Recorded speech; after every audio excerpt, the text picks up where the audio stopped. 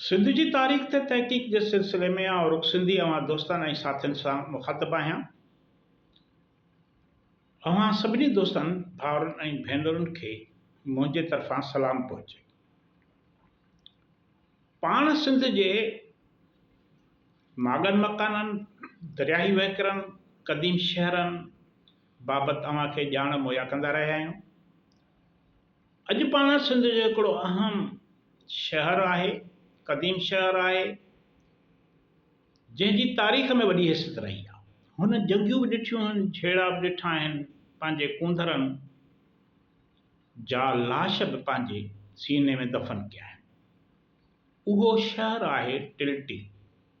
टिल्टी दादू ज़िले जो शहर आहे। हाणे वरी जामशोरी ज़िलो नओं ठहियो, उन में शामिलु थी वियो हलियो, उनजे सरहदी हदबंदियुनि में अची वियो। उन बाबति पाण ॻाल्हाईंदासीं। उन खां अॻु अवां दोस्तनि खे गुज़ारिश आहे त जिन साथियुनि ऐं भाउरनि भेनरुनि असांजे चैनल खे सब्सक्राइब न कयो आहे, उहे चैनल खे सब्सक्राइब कनि, जीअं पंहिंजी हीअ ॻाल्हि ॿोल अवां ताईं पहुची सघे। हाणे टिल्टी जेको आहे, ही क़दीम तारीख़ी शहर या ॻोठ करार ॾिजे। क़दीम दौर में ही सिंधू दरिया जे भरिसां, सिंधू दरिया हुन जे भर में वहंदो हो ऐं इन इहे शहर जा क़दीम आसार अॼु बि दड़नि जे सूरत में मौजूदु आहिनि। दरिया जेको भरिसां वहंदो हो, उन जे छॾियल पेट में हिन वक़्तु ढंढूं ठही पियूं आहिनि, जिन में कारी ढंढ आहे, बुखारी ढंढ आहे ऐं शाहगढ़ ढंढ आहे। इहे अॼु बि ढंढूं मौजूदु आहिनि, जेकी ढंढूं क़दीम दौर में हितां दरियाही वहिकिरे जो सबूत आहिनि। हाणे समन जे दौर में हिते टिल्टी में सिंध जी हिकिड़ो अहम माण्हू, अहम शख़्सियत मखदूम बिलावल बि हुयो, जंहिंजो तालुक़ बि हिन शहर सां हो। हिन शहर जी सुञाणप, टिल्टी जी सुञाणप मखदूम बिलावल, शहीद मखदूम बिलावल जे हवाले सां थींदी आहे। हाणे अरगुननि जे दौर में जॾहिं सिंध ते हमला थिया त टिल्टी जे मखदूम बिलावल धारियुनि सां, धारी जेका फ़ौज हुई, उन्हनि सां पंहिंजे साथियुनि समेत मुक़ाबिलो कयो। उन्हनि जे हाकिमनि खे ललकारियो, जंहिं ते अरगुननि खेसि घाणे में पीड़ाए शहीद कराए छॾियो। इल्ज़ाम आणी हुन ते मुख़्तलिफ़ त टिल्टी जी सुञाणप मखदूम बिलावल बि आहे। अहिड़े तरीक़े सां आगाटे वक़्त में टिल्टी वॾो दरियाही पतन हुयो। समन जे दौर में वरी ही शहर जेको सो वापारी मर्कज़ हुयो। शाह बेग अरगुन जॾहिं सिंध ते हमिलो कयो, उन दौर में टिल्टीअ में ॿ जंगियूं लॻियूं। पहिरीं जंग शाह हसन अरगुन, जेको शाह बेग जो पुटु हुयो, सां हिते जे देसंधड़नि जंग जोटी, जंहिंमें शाह हसन हारायो। पोइ वरी हू इन जंग जे बदिले वठण लाइ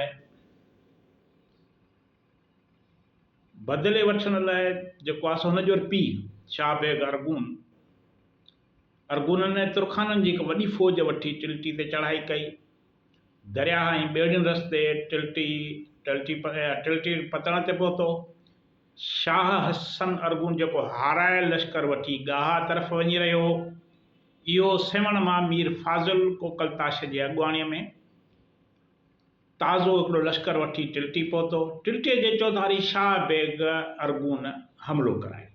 इहा जंग जेका आहे टिल्टी में 9 अप्रैल 1520 ईस्वी ते थी, जंहिंमें थर जा सोढा राणो रिड़मल, जोधा संग, साहिती परगिणे जा सहता ऐं ॿिया केतिरा ई सूरह पंहिंजे वतन जी हिफ़ाज़त कंदे शहीद थी विया। दूल्हा दरिया ख़ान जा 2 पुट मिठण ख़ान ऐं महमूद ख़ान बि हिन जंग में शहीद थी विया। दूल्हा दरिया ख़ान समा दौर जे हाकिम जाम निज़ामुद्दीन जो वज़ीर आज़म हुयो। संदसि तालुक़ हिन ई इलाइक़े सां हुयो ऐं संदसि 2 पुट जेके हुआ, मिठण ख़ान ऐं महमूद ख़ान, धारे लश्कर सां विढ़ंदे शहीद थी विया।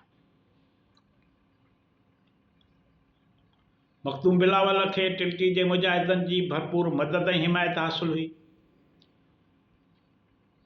हाणे जॾहिं अरगूननि इन इलाइक़े ते कब्ज़ो कयो त मखदूम बिलावल खे मुख़्तलिफ़ इल्ज़ाम हणी घाणे में पीड़ाए छॾियो। टिल्टीअ में मखदूम बिलावल जी मशहूरु दरसगाह हुई, जंहिंमें हिन तरफ़ां जेके देशवासी हुआ उन्हनि खे क़ुर शरीफ़, तफ़सीर, हदीस, फ़िक़ा, शरीयत ऐं ॿियनि मुख़्तलिफ़ मौज़ूअनि ते तइलीम ॾिनी वेंदी हुई। हाणे हिन जो ज़ाहिरी तौरु जेको दरसगाह हुयो उहो त मज़हबी हवाले सां हो, पर हिन दरसगाह जी वॾी हैसियत पंहिंजे वतन जे आज़ादीअ जे मरकज़ तौरु हुई।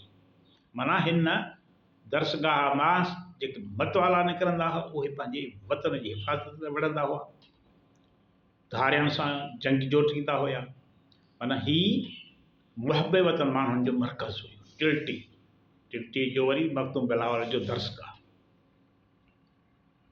टिल्टीअ सां वरी असांजो शमसुल उलमा उमर बिन मोहम्मद दाऊद पोटो आहे, उन जी बि सुञाणप आहे। उन जो बि ॻोठु रहियो आहे, तमामु वॾो सिंध जो आलम अदीब आहे उमर बिन मोहम्मद दाऊद पोटो, उहो पिणु हिन ॻोठ जो हो। टिल्टी न सिर्फ़ु ही क़दीम माॻ, क़दीम शहर जेको हिन वक़्तु जेको आहे सो दड़नि जे सूरत में मौजूदु आहे, उन माज़ीअ में ओज ॾिठो, पर हिन वक़्तु बि टिल्टी खे सुञाणप ॾियण लाइ हिकु देह जो नालो, सेवण जी हिकु देह जो नालो पिणु टिल्टी रखियो वियो आहे, जंहिंमें मुख़्तलिफ़ ॻोठ आबाद आहिनि टिल्टी जे देह में। त टिल्टी सिंध जे तारीख़ जे हवाले सां वॾी अहमियत रखंदड़ शहर आहे। हाणे टिल्टी जे हवाले सां वधीक हिन ते चोख चकास जी खोजना जी ज़रूरत आहे। हिन में जेके ॻोठ अचनि था, ग़ुलाम मोहम्मद सोलंकी देह जेका आहे टिल्टी, हुन में ॻोठ अचनि था ग़ुलाम मोहम्मद सोलंकी, सुल्तान बुरड़ो, इमाम बश्क जी मियाणी, ग़ुलाम मोहम्मद जी मियाणी, अहमद मियाणी, मिठो हाजाणो, मीरजत, टिल्टी ख़ुदि ॻोठ अचे थो, गदाजत ऐं खान मोहम्मद गाॾी, इहे सभु ॻोठ हिन में अचनि था। हाणे हे जेके बि मियाणियूं आहिनि, जीअं मां तव्हांखे ॿुधायो त अहमद बख्श जी मियाणी, ग़ुलाम मोहम्मद जी मियाणी, अहमद जी मियाणी, इहे सभु दरियाई हवाले सां इन्हनि जी सुञाणप आहे। जिते मच्छी मारी वेंदी हुई, ॿेड़ा बीहंदा हुआ, मच्छी मारी अची उते गॾु थींदी हुई, उतां वरी शहरनि खे सप्लाई थींदी हुई। त हीउ सॼो इलाइक़ो क़दीम दौर जे तारीख़ जे हवाले सां इंतिहाई अहमियत रहे थो। इन ते वधीक खोजना करणु इदारनि जो कमु आहे। पाण तव्हांखे जेका मालूमात ॾिनी उन मां ज़ाहिर थी थो त टिल्टी सिंध जो इंतिहाई अहमियत जो तारीख़ी भाॻ आहे। अव्हांजी वॾी वॾी महिरबानी। ईंदड़ वीडियो ताईं इजाज़त ॾी।